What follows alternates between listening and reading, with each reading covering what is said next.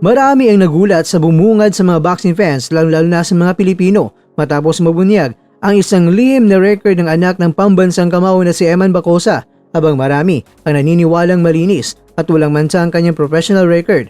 Pero sa isang update mula sa boxrec.com ang nagpabago sa ihip ng hangin.